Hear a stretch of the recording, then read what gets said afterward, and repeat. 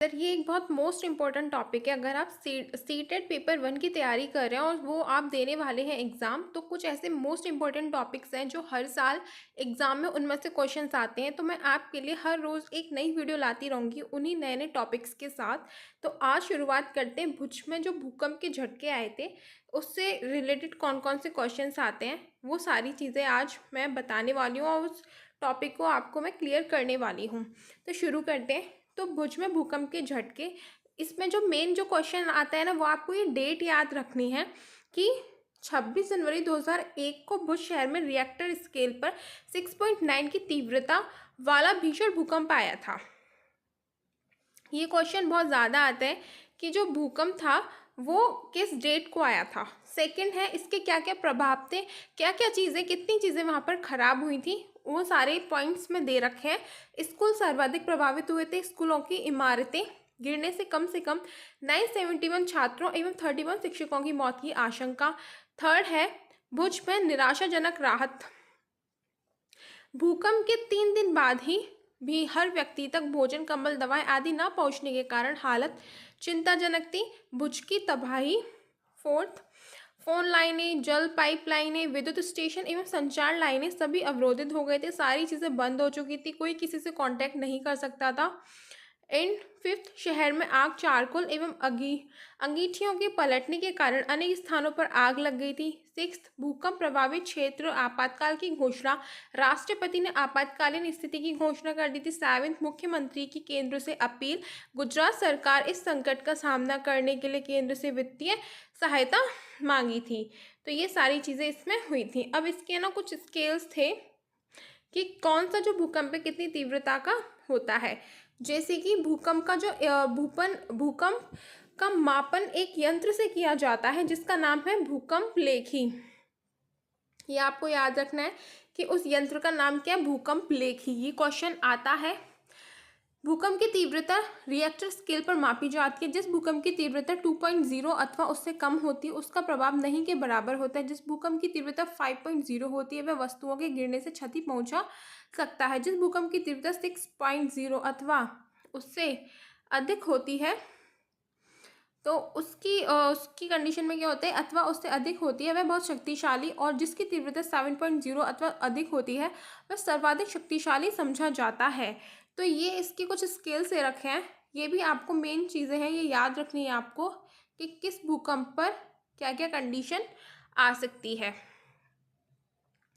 ये अब इसमें आगे से कुछ पॉइंट्स से रखे हैं।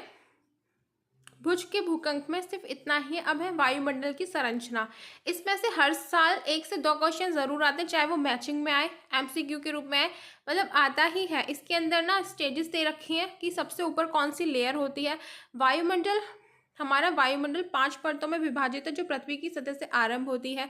यह है क्षोभ मंडल, सप्ताप मंडल, मध्य मंडल, महावायुमंडल एवं ब्रह्मंडल। वन बाय वन इनके बारे में पढ़ते हैं। सबसे पहला है क्षोभ मंडल। यह परत वायुमंडल की सबसे महत्वपूर्ण परत है। इसकी औसत ऊंचाई 13 किलोमीटर है। हम इसी मंडल में मौजूद वायु में सांस लेते हैं। ये सबसे ऊपरी परत है, ये आप ध्यान रखना, ठीक है। मौसम की लगभग सभी घटनाएं जैसे वर्षा, कोहरा एवं ओलावर्षण इसी परत के अंदर होती है। सीटेट के अंदर ये क्वेश्चन जरूर बनता है कि मौसम की जो घटनाएं हैं जैसे वर्षा, कोहरा एवं ओलावर्षण किस परत के अंदर होती है, कौन सी परत है। तो आपका इसका आंसर होगा क्षोभ मंडल। इस टाइप के क्वेश्चंस हर एक परत में से जरूर आता है। किसी भी परत के बारे में वो पूछ सकते हैं, लेकिन मैंने एक आइडिया दिया कि हाँ इस टाइप के क्वेश्चंस आपके आते हैं। समताप मंडल, क्षोभ मंडल के ऊपर का भाग समताप मंडल कहलाता है। यह लगभग 50 किलोमीटर की ऊंचाई तक फैला है। यह परत बादलों एवं मौसम संबंधी घटनाओं से लगभग मुक्त होती है। इसके फलस्वरूप यहाँ की परिस्थितियां हवाई जहाज उड़ाने के लिए आदर्श होती हैं। समताप मंडल की एक महत्वपूर्ण विशेषता यह है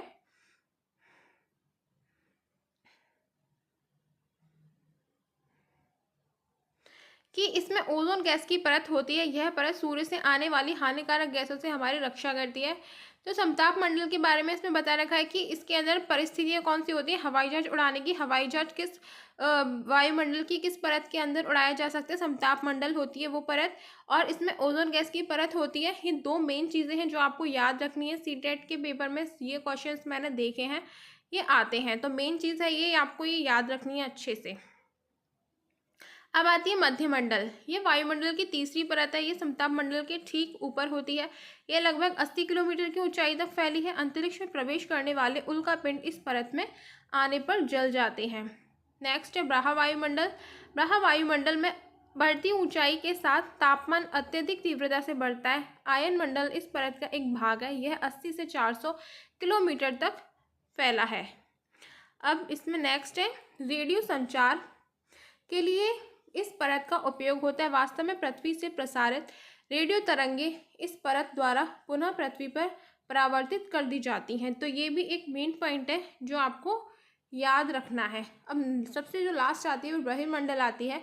वायुमंडल की सबसे ऊपरी परत को बहिर्मंडल के नाम से जाना जाता है। ये वायुमंडल की पतली परत होती है। हल्की गैसें जैसे हीलियम एवं हाइड्रोजन यहीं से अंतरिक्ष में तैरती हैं। ये सबसे ऊपर वाली परत होती है जो आपको सबसे ऊपर मिलती है। तो आज की वीडियो में बस इतना ही। वीडियो अच्छी लगी तो लाइक और शेयर ज़रूर कर देना। मैंने एक बहुत ही शॉर्ट वीडियो बनाई है। अगर आपको वीडियो अच्छी लगेगी तो मैं एक एक टॉपिक के साथ इसी तरह से वीडियो लाती रहूँगी, हर एक सब्जेक्ट की, एसएसटी के जो ईवीएस है उसके टॉपिक्स की भी, और जो उसको एसएसटी की तैयारी जो भी बच्चे कर रहे हैं एसएसटी की, उसके लिए भी मैं लाती रहूँगी। एसएसटी के लिए आपको 6 to 8 तक की एनसीईआरटी पढ़नी है, ठीक है। तो जो मेरे पास अवेलेबल है मैं उसके नोट्स और इसी तरह से उसका जो टॉपिक्स हैं वो सारे आपको क्लियर कराती रहूँगी। और अगर आपको सीडीपी की क्लासेस देखनी हो तो वो भी आप मेरे यूट्यूब चैनल से देख सकते हैं। उसके लिए आपको चैनल सब्सक्राइब करना है अगर आप फर्स्ट टाइम आए हैं। वीडियो अच्छी लगी तो लाइक और शेयर कर देना। मिलते हैं नेक्स्ट वीडियो में, तब तक के लिए बाय बाय।